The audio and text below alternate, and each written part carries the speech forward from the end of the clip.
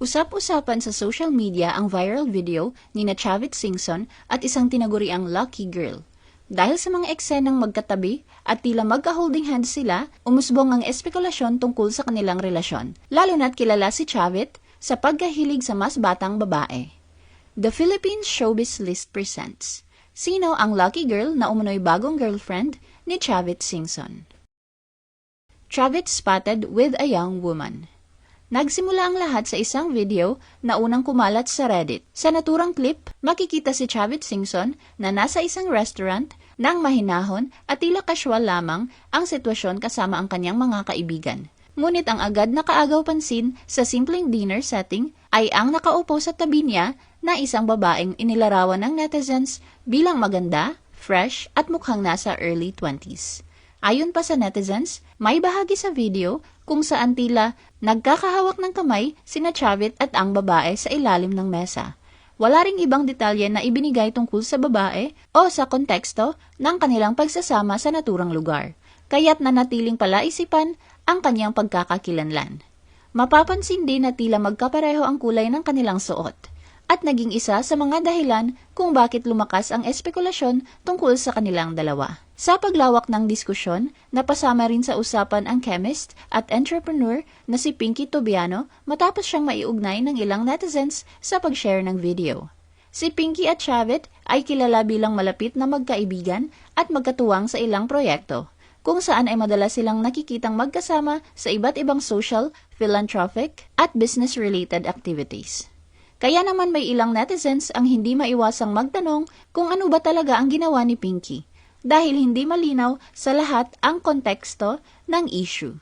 May sagot naman ang ibang netizens na bukod sa siya ang nag-upload ng video ni Chavit at ng babae, at ayon pa sa isa pang komento, siya pa umano ang nagsabi o nag-encourage ng holding hands ng dalawa. Dagdag pa rito, may Facebook post mula sa isang netizen na nagsabing, nakita si Chavit sa Ralph's Wines and Spirits sa Makati City. Tila kuha ito sa parehong araw dahil sa parehas na suot nilang mga damit at mga kasama.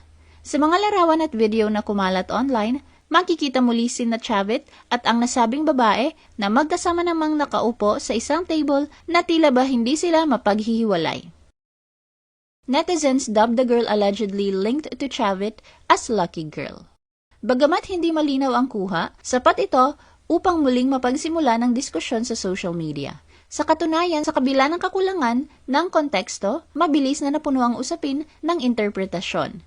Dahil sa kanilang closeness sa video, marami ang nagtatanong kung ang nasabing babae na ba ang bagong girlfriend ni Chavit. Katulad nga ng inaasahan, umani ito ng iba't ibang reaksyon online. Mula sa isang simpleng video, nabansagan ng babae bilang lucky girl sa social media.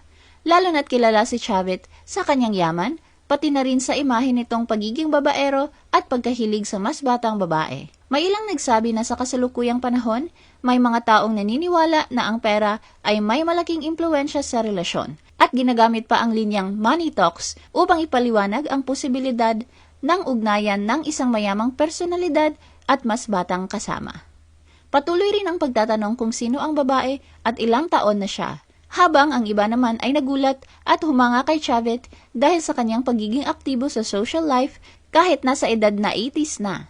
Dahil dito, may mga nagbiro tungkol sa agwat ng edad ng dalawa, habang ang iba ay mas diretsahan ang kritisismo at pag-uugnay ng relasyon sa kapangyarihan at yaman. Kasabay nito, may mga obserbasyon din tungkol sa babae sa video.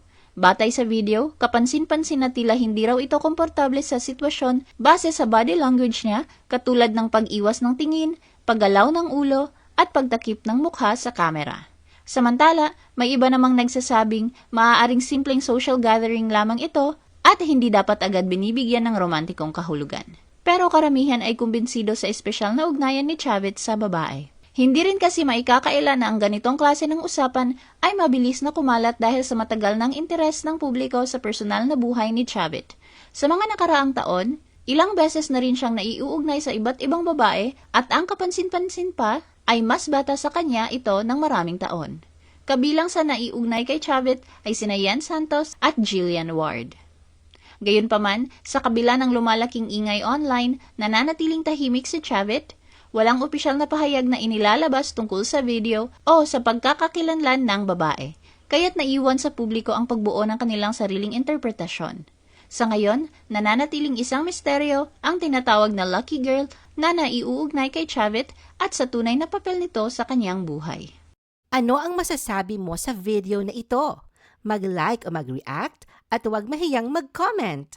For our YouTube viewers, huwag kalimutan mag-subscribe at i-hit ang notification button. At para sa aming Facebook viewers, mag-like at follow sa aming Facebook page para updated ka sa mga showbiz chika. Thanks for watching!